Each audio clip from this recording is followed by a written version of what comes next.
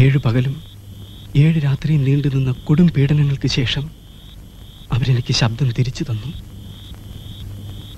ഒരു വ്യവസ്ഥയിൽ. എൻ്റെ ഈ ശബ്ദം നിന്നോട് സംസാരിക്കാൻ പാടില്ല. അയ്യോ,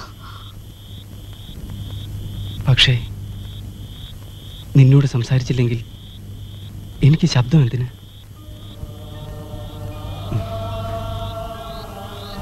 അപ്പോ നമ്മൾ ഈ കാണുന്നോണ്ട് വീണ്ടും ശിക്ഷ ഉണ്ടാവുമോ? അവിടെ അറിഞ്ഞാൽ